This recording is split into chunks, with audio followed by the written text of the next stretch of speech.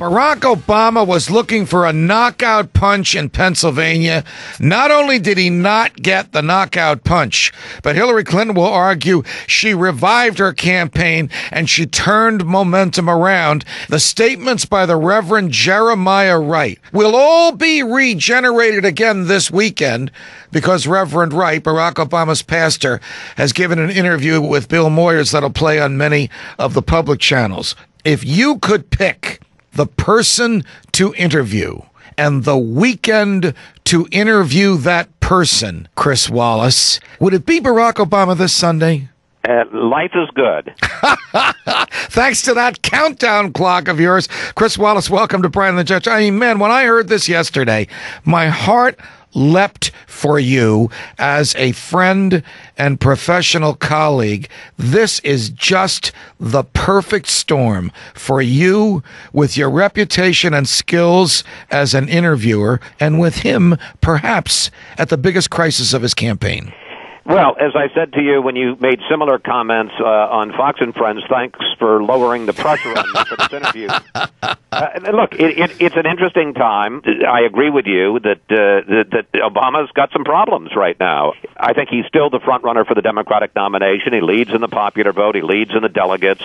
But he suffered a bad defeat in Pennsylvania after a bad defeat in Ohio. New questions being raised about his ability to win over one of the pillars of the Democratic base, the blue-collar, working-class, white voters, Catholics. I think that's one of the reasons he's coming on Fox, because those people watch Fox, and I think he wants to reach out to them, and, we'll give him the opportunity. I'll tell you this, it'll be a good, solid, respectful interview, and we'll ask him some questions that he doesn't get asked. 800 superdelegates, 500 already committed, so there's 300 remaining. Do you think that they'll go as a group or go with their individual consciences after these primaries are over? Generally speaking, politicians like cover, and so I would think that most of them would kind of talk to each other and go as a group and swing it.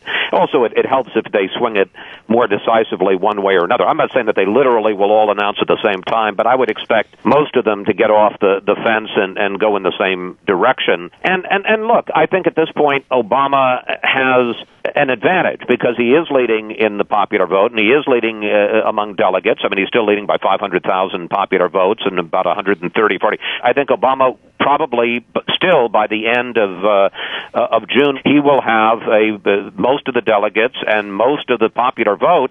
It's going to take a lot for those 300 superdelegates you're talking about to go against the, quote, will of the party, even though they certainly are within their rights to do so. So I think the only way she can win is she really has to be able to make a very strong case. I can win in November, and Barack Obama can't.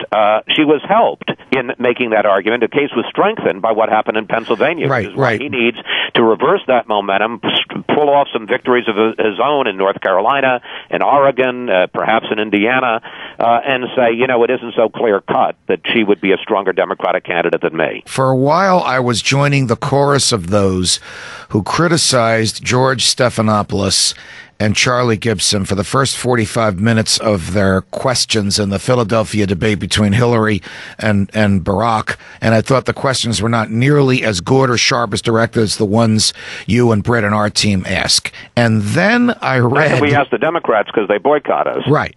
Then I read Charlie Krauthammer this morning, and he made me rethink that. So my question to you is, you probably have your questions ready to go. No, I don't, actually. As soon as I finish these interviews, I got to sit there. After I'm promoting the show, I actually have to prepare it. Do you think that these questions like, why did you say bitter, and why do you think people cling to guns, and why don't you have a flag in your lapel, do you think they really do reveal character and manner of thinking, and therefore are absolutely relevant in a race where they virtually agree on all the issues, and the only difference between them is character and manner of thinking? I think the answer to that question is yes. Now, I'm not going to ask all the questions because the fact is there had not been a debate between the two, and so Obama had not been asked those questions at that point. He now has, and I don't, you don't want to go over the same ground over and over, but certainly some of that stuff will come up. For instance, Jeremiah Wright. I wasn't sure whether I was going to ask about Reverend Wright because of the fact that, Lord knows, Obama had answered it. You can like his answer or not like his answer, but he had answered it. But now we got Jeremiah Wright on his redemption campaign to try to clear his name, and so obviously it becomes an issue again. Chris Wallace, Fox News Sunday. Always a pleasure, Chris, with or without Kilmeade. Thanks for joining us. You know, it was such a nice conversation. We'll have to remind him of that next week. Talk to you, Judge. Chris, Godspeed on Sunday. Truth, honesty, perspective. Brian and the Judge. More of Brian and the Judge coming up.